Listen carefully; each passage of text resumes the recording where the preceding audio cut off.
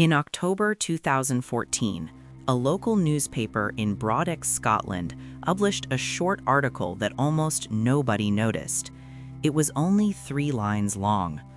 An abandoned house on Black Ridge Road has been sealed by local authorities following multiple unexplained disturbances. Residents are advised to stay away. No photos, no explanation, no follow-up. But 6 months later, that same house would become the center of one of the most disturbing investigations I have ever documented. My name is Daniel Moore. I am a freelance documentary researcher. I investigate abandoned places connected to unexplained events. What happened in that house was not a legend, not folklore, not imagination. Everything you are about to hear is taken from police records, audio logs, witness interviews, and hospital reports. The house stood alone at the edge of town.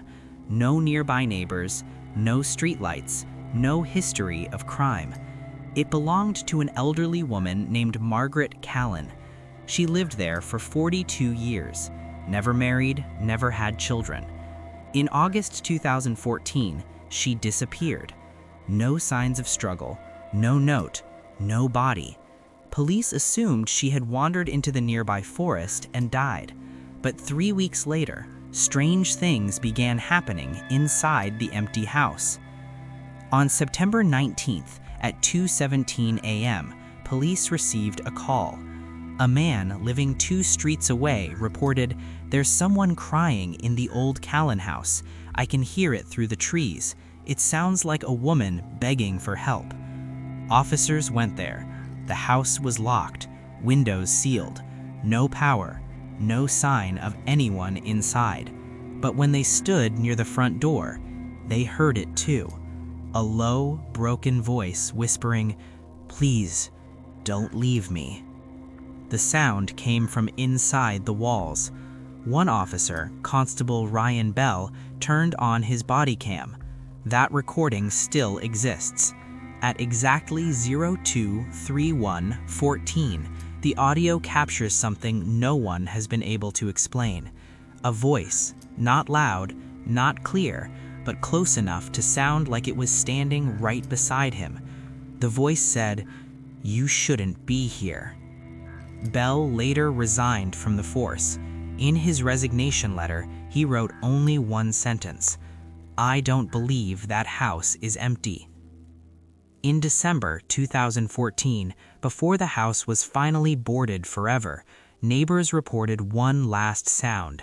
At exactly 3 a.m., they heard slow footsteps inside the empty house, and then a woman's voice said clearly, "I stayed too long." After that night, the house went silent. No more sounds, no more voices, no more reports. But Margaret Callan was never found, and the house on Black Ridge Road still stands, empty, and yet not empty at all. After the house on Black Ridge Road was sealed, the local council believed the case was finished. They were wrong. 2 years later, in 2016, the building was scheduled for demolition. Before demolition, a final structural survey was required. That survey revealed something impossible. When engineers scanned the house blueprint, they noticed a gap. Between the bedroom wall and the outer brick structure, there was a space. Not a crawl space, not insulation, a room-sized gap. But no door, no access point, no mention in any construction record. The house had been built in 1952. Every official document showed the same layout, yet the scanners clearly showed a sealed room inside the walls. On April 14, 2016, demolition was paused. A small investigation team returned to the house. They broke through the bedroom closet wall. Behind it was not another wall. It was a door, an old wooden door, locked from the outside. Inside the hidden room, no windows, no electricity, no ventilation, only a small mattress on the floor, a rusted metal bowl, and scratch marks on every wall. The air smelled like old blood and rot, but the worst part was not the smell. The worst part was what was written on the wall, carved deep into the concrete with something sharp. She said I could leave, but the house won't let me. In the corner of the room, investigators found a cassette recorder, old, dust-covered. Still inside it, one tape. The tape was marked with only one word, confessions. When they played it, they heard a woman's voice, weak, tired, whispering, "My name is Eleanor Finch.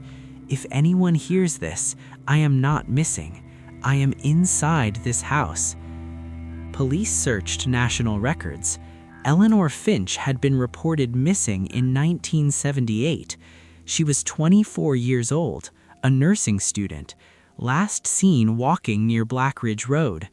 Her case was closed after 5 years, declared dead. But here was her voice, recorded inside the walls. The tape continued. "Margaret says she's protecting me. She says the outside world is dangerous. She says the house keeps us safe. But I haven't seen the sun in I don't know how long. Sometimes the house talks to her, and she listens." That last sentence changed everything. Sometimes the house talks to her. Margaret was known as quiet, but she was never considered dangerous. However, old medical records revealed something hidden. In 1969, Margaret was admitted to a psychiatric clinic for auditory hallucinations. She claimed, "The house speaks to me. It tells me who needs to stay." Doctors labeled it schizophrenia.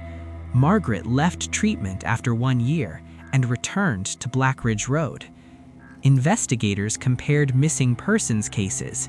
They found 4 women connected to the same area between 1965 and 1990. All vanished near Margaret's house. All young, all alone, all never found. Now they believed Margaret was not alone in the house, and Eleanor Finch was not the first. Detective Alan Hargreaves led the 2016 investigation. After hearing the tape, he requested a full criminal reopening. 3 days later, he was removed from the case.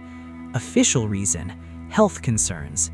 Unofficial truth, he told a colleague, "There's something in that house that isn't human.